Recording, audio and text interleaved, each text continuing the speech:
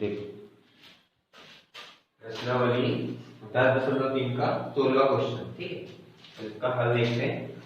तो क्या दिया, पहले 16वां क्वेश्चन पढ़ लेते हैं। यदि P और Q क्रमशः मूल बिंदु से रेखाएं, ये दिए रेखा का समीकरण, दो रेखा का समीकरण। तो हमने रेखा का समीकरण किस रूप में पढ़ रखा है? हमने रेखा का समीकरण ax + by + c के रूप में पढ़ रखा है, लेकिन यहाँ पर cos या sin थीटा के रूप में दिया हुआ है। तो ये दो समीकरण दिए, लंब की लंबाई है तो सिद्ध करना हमको p² + 4q² = k²। तो हम लिखते हैं पहले रेखा एक के लिए, रेखा एक के लिए अच्छी तरह से समझते हैं। मान के चलो कि ये रेखा है और इस पर लंब मिला, तो लंब मतलब ये लंब डाल देते हैं और इसका नाम देते हैं AB, और मूल बिंदु 0 0 और इसका नाम देते हैं PQ। और PQ की प्रवणता को हम क्या मान लें, क्योंकि कुछ ना कुछ तो मानना पड़ेगा। देखो इसने P और Q के रूप में लेकर के आया, तो हम इसको प्रवणता को P मान लेते हैं, ठीक है। फिर रेखा 2 के लिए,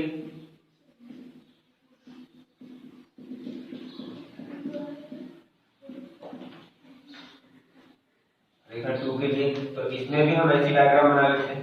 तो ये हमारे पास ये रेखा का समीकरण क्या है? x cos θ - y sin θ, और इसको इस साइड डालें पक्षांतर करके तो a cos 2θ = ये रेखा का समीकरण बन गया।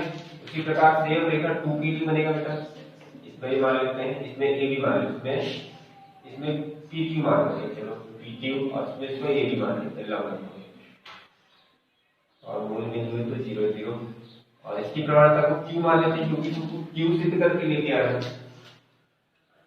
तो इसको लेके चलते हैं रेखा एक के लिए, x cos θ - y sin θ - a cos 2θ = 0। तो ये रेखा मूल बिंदु से होकर के गुजरती है, तो रेखा एक मूल बिंदु से होकर गुजरती है। तो हमने डिस्टेंस फार्मूला क्या कर रखा है? डिस्टेंस फार्मूला d = हम d को यहाँ पर p ले लेते हैं, प्रवणता हमको p ले लेते हैं, क्या mod root ax² + by²।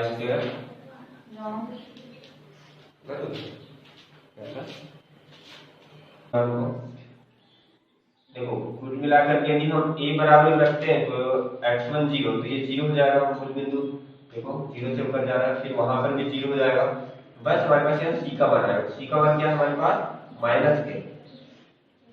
c का मान लिख दीजिए -k cos 2θ / रूट a का मान और दीजिए, a का मान कितना है?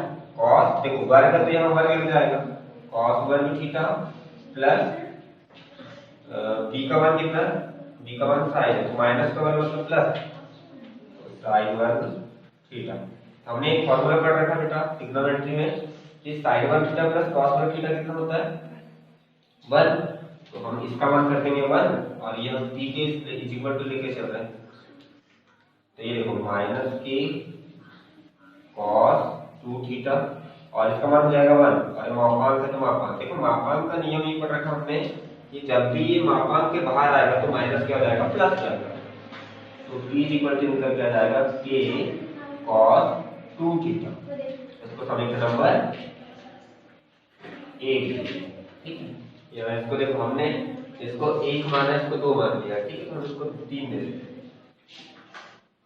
नेक्स्ट अब हम चलते हैं कहाँ? हम चलते हैं रेखा 2 के लिए, ठीक है। ये रेखा 1 के लिए था, रेखा 2 के लिए, रेखा 2 के लिए ये भी मूल बिंदु से होकर के गुजरेगा, ठीक है। तो पहले हम इसको हल कर लेते हैं, क्योंकि हम इसको एक और तरीके से लिख सकते हैं, x sec θ + y cos sec theta minus के, या फिर बराबर के दिया तो बराबर के लिख सकते हैं। देखो इसको हम ट्रिग्नोमेट्रिक फार्मूला में मूलानुपाती सूत्र पढ़े तो क्या होता है, x अपॉन cos थीटा लिख सकते हैं इसको, 1/cos ठीक होता है, प्लस y, और इसको cos को क्या लिख सकते हैं, sin इज इक्वल टू के, और यहाँ पर हम क्या कर लेंगे एलसीएम ले लेंगे, तो एलसीएम हो जाएगा cos थीटा sin थीटा, इसके पास नहीं है तो इसके पास sin थीटा चले जाएगा, और x है तो x, यहाँ पर cos चले जाएगा तो y cos theta is equal to k, cross multiply कर दीजिए, x sin theta plus y cos theta is equal to k cos theta into sin theta. इसको इधर ला लीजिए तो ये एक रेखा का समीकरण बन जाएगा जो हमारे पास पहले आया था। देखो इस रूप में दोनों में सेम सेम है, लेकिन यहाँ पर हमको पता नहीं चल पा रहा था, ये निकल गया जाएगा तो ये इजी हो जाता है, इससे क्वेश्चन बहुत इजी हो जाता है। Minus k cos theta into sin theta, इस प्रकार से रेखा का समीकरण निकल गया।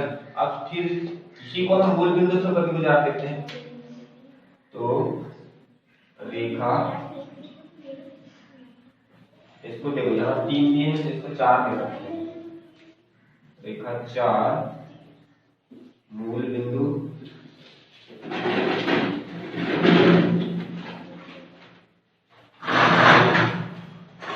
होकर गुजरती है। तो यहाँ क्या करेगा, रेखा के समीकरण को संतुष्ट करेगा।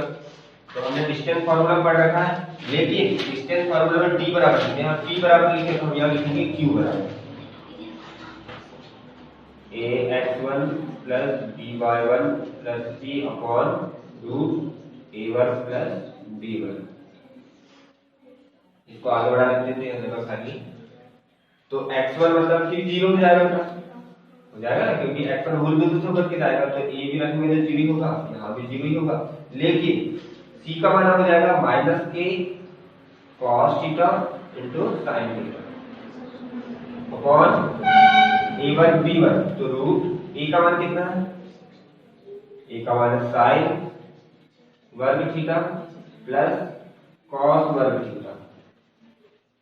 यहाँ पर सेम नियम जैसे हुआ था यहाँ पर भी वैसे ही, यहाँ भी 1 हो जाएगा, ये निकल के आ जाएगा q is equal to minus के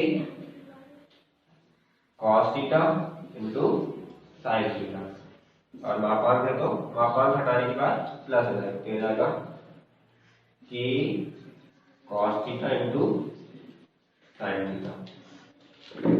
अब जब ये निकल के आ जाएगा तो समीकरण को 4 दे देंगे, उधर 4 दे देते 5 दे देते।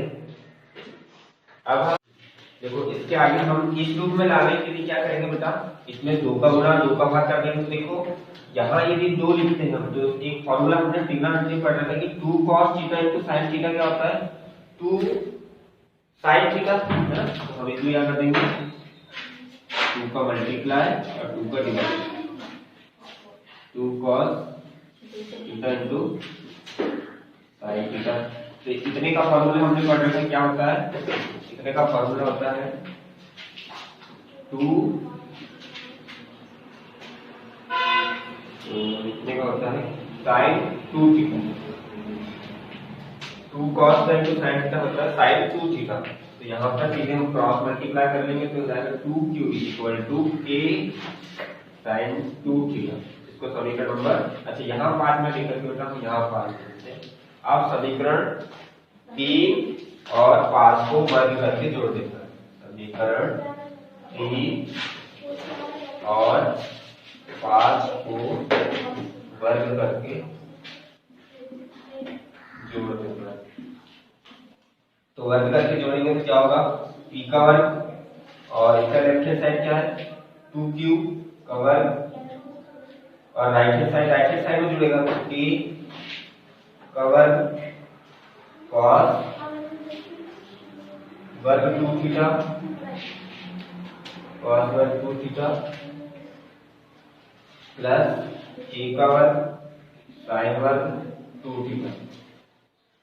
चलो तो यहाँ से हम इसको खोल देते हैं, 2 का वर्ग 4 q वर्ग हो जाएगा, यहाँ से k वर्ग दोनों के पास है तो कॉमन ले लेते हैं, तो यहाँ हो जाएगा cos वर्ग 2 थीटा प्लस sin वर्ग 2 थीटा। तो हमने इसका फॉर्मूला पढ़ा था कि sin वर्ग थीटा cos वर्ग थीटा 1 होता है, तो हम उसका मान 1 कर देंगे, यहाँ 3 वर्ग, तो ये देखो ये आराम से निकल के आ गया हमारा, यही लाना था 10